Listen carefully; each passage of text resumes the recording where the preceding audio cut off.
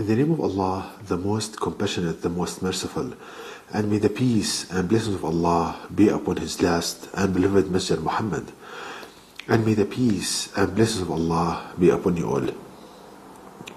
The title of this presentation is Computer Viruses and Satan. I will try in this lecture, brothers and sisters, to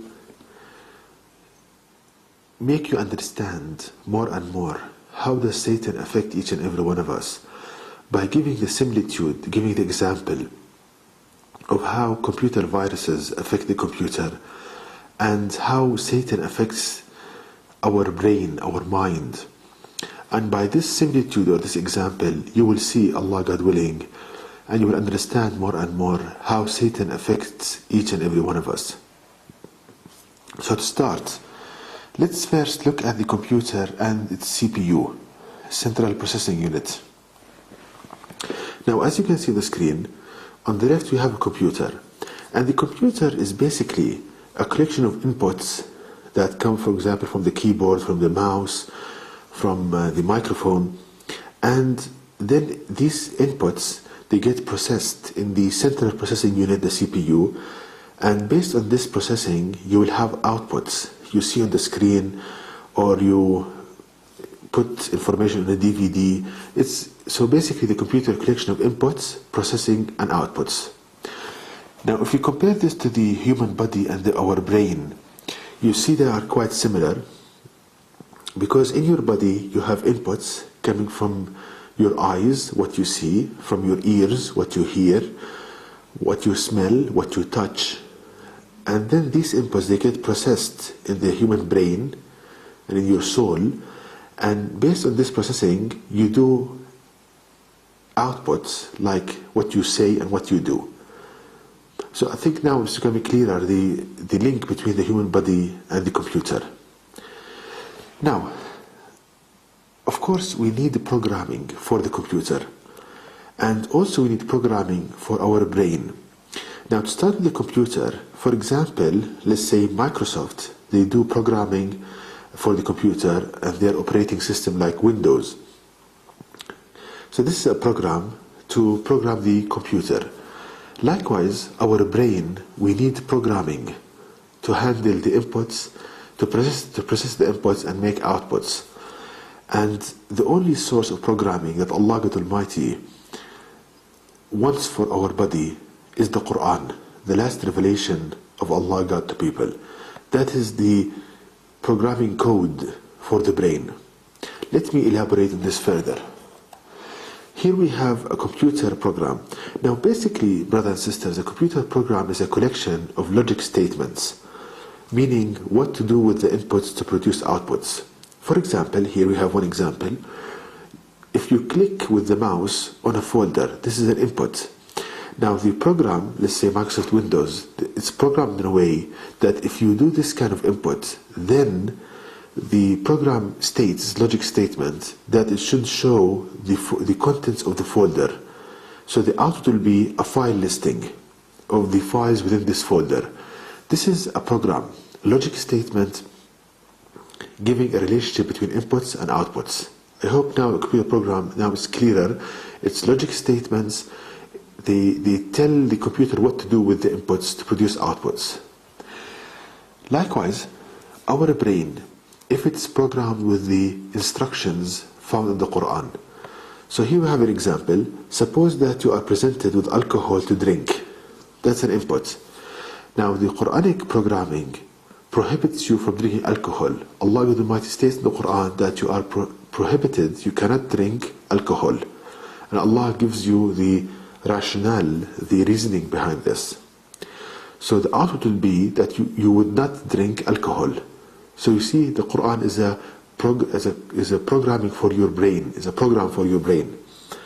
So this is the healthy kind of scenario. Now what happens is that if we have computer viruses, to start with the computer. Now what's the virus? What's the computer virus? Now a virus is like the original programming of the computer. It's a kind of statements. But these statements, they are illogical. What do I mean by this?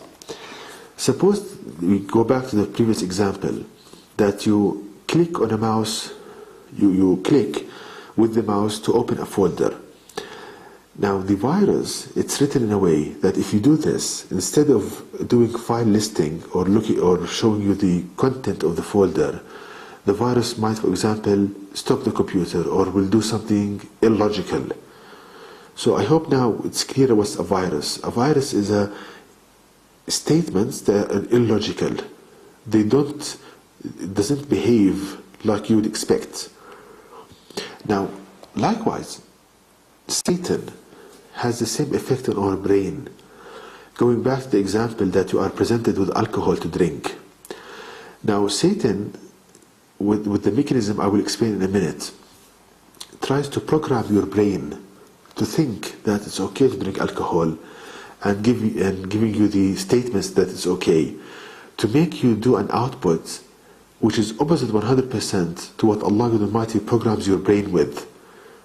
So Satan wants you to drink alcohol because Satan knows that it will cause you pain and despair in this life and the hereafter. Waste your money, waste your health, and so forth. Now, to understand this more, we need to understand how does a computer virus enter the computer and how does Satan enter your brain. Now, a computer virus, it enters the computer by uploading the virus, which is like a file, to the computer. It gets into the computer. Now, how does Satan get into our brain?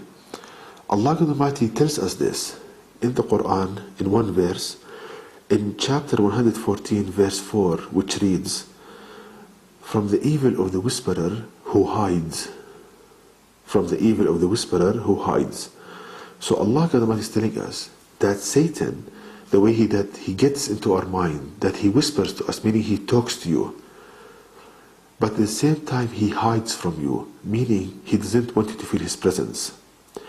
So how can you understand this? Now, from the Quran we understand that each and every one of us has a companion devil. When you are born in this world, there is a companion devil that's assigned to you at birth and stays with you till death. No one is immune from this. Now this companion devil, he talks to you, but at the same time he hides from you, meaning he doesn't want you to feel that he is present. The way he does this, the way he enters your mind, is that he matches his voice with all aspects to the voice you hear in your head. Because you see that when we think quietly, we hear a voice in our mind similar to the one we speak with. That's the voice of yourself. So your companion devil, Satan, he matches his voice to the one you hear in your mind. So ideas pop up in your mind, they just appear in your mind, and because the voice is identical, you think that you are thinking to yourself with these ideas, that you are so clever, and you get with these ideas. So, as you can see, here we have a voice recording.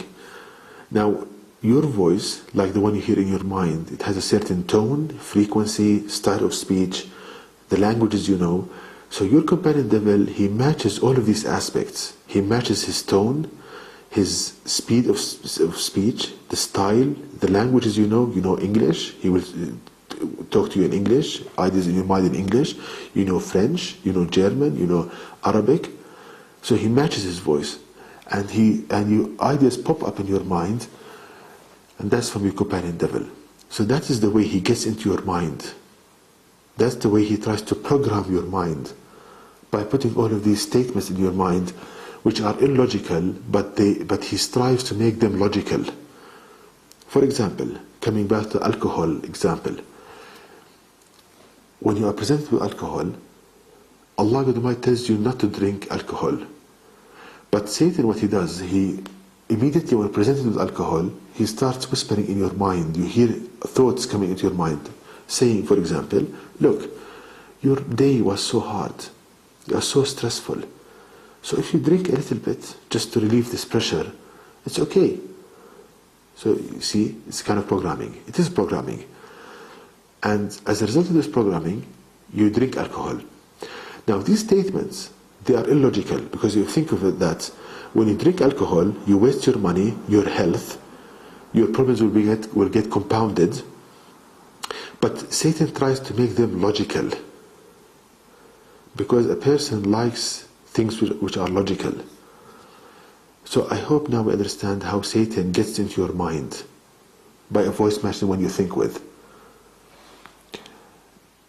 And also, Allah God Almighty tells us what Satan promised in the Quran in chapter 7 verse 16, which reads, "Because you have sent me astray, surely I will sit and wait against them on your straight path."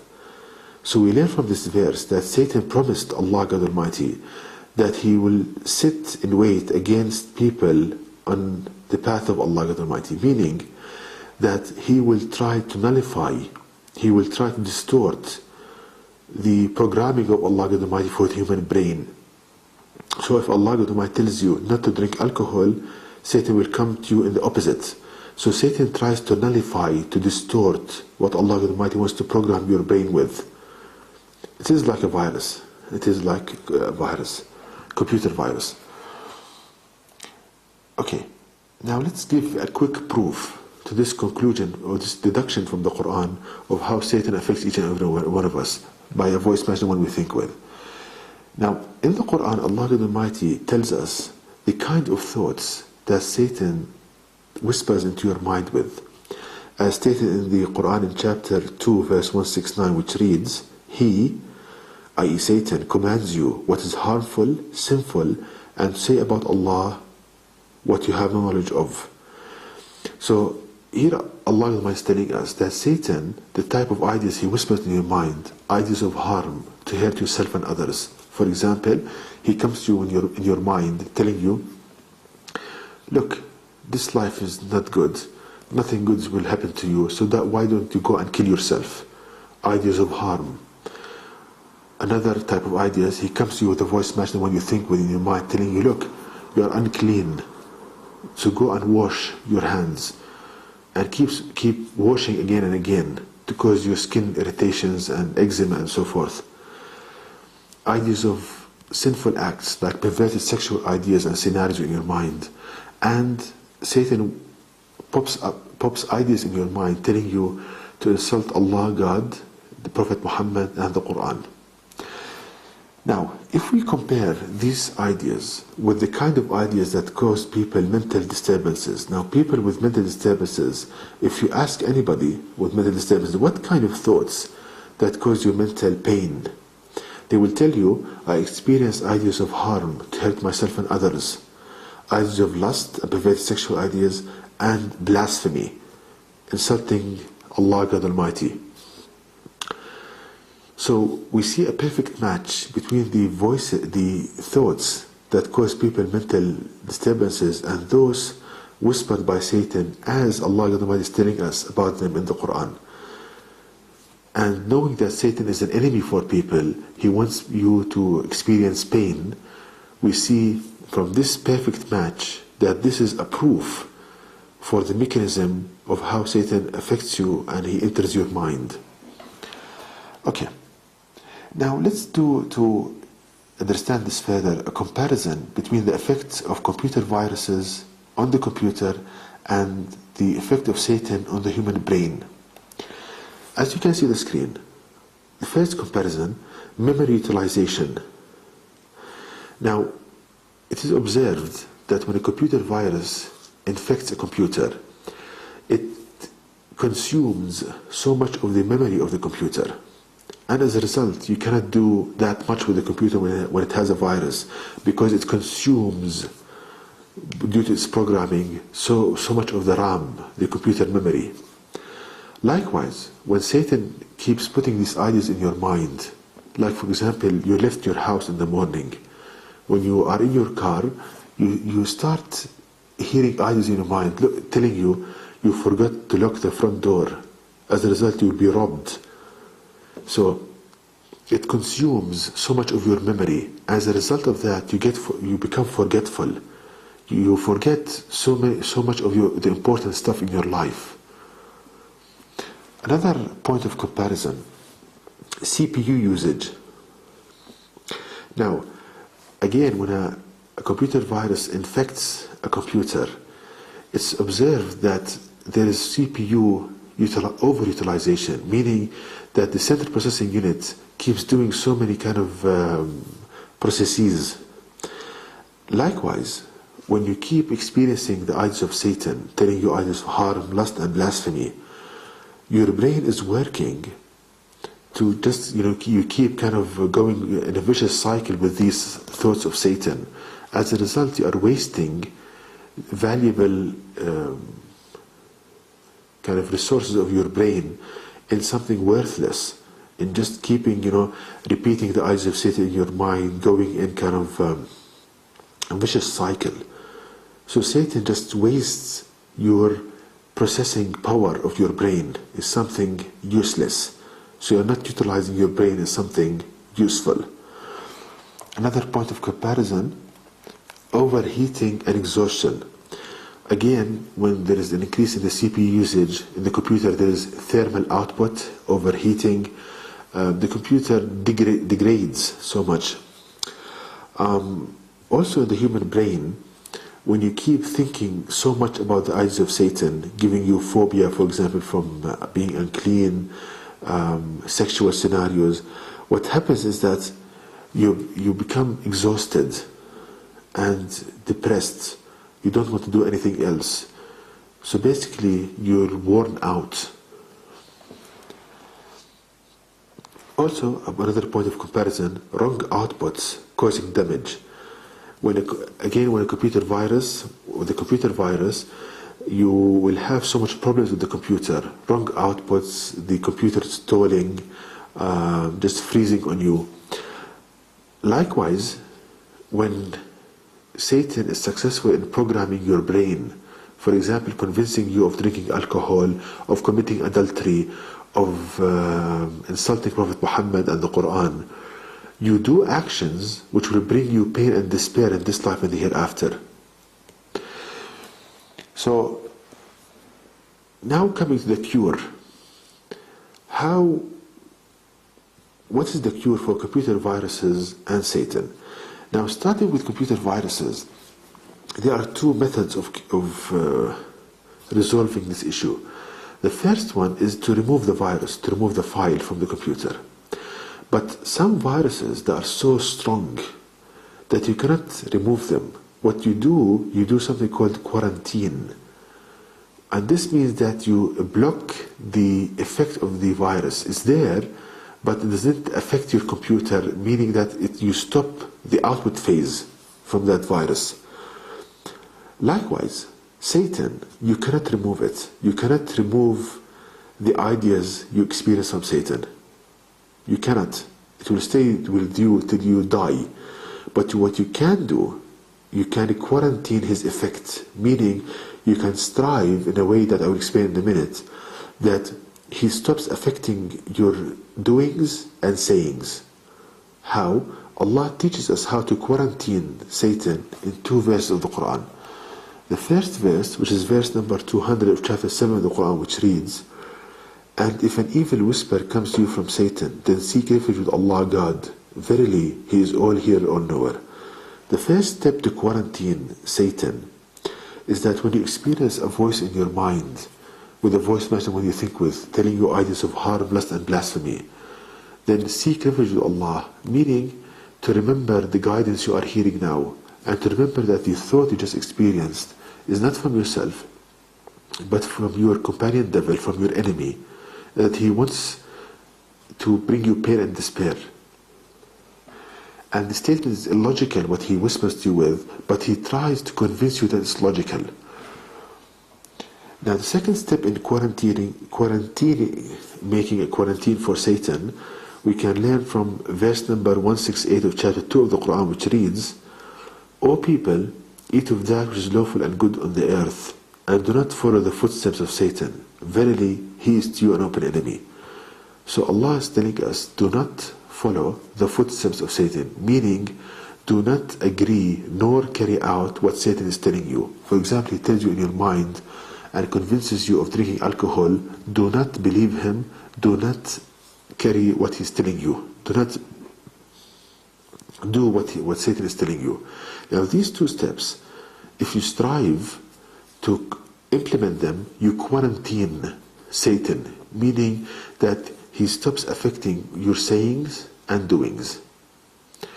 So I hope, brothers and sisters, that with the help of Allah God Almighty, I'm successful in this lecture of getting the point across of how Satan affects us clearer by giving a comparison between the effect of Satan on each and every one of us and the effect of computer viruses on the computer.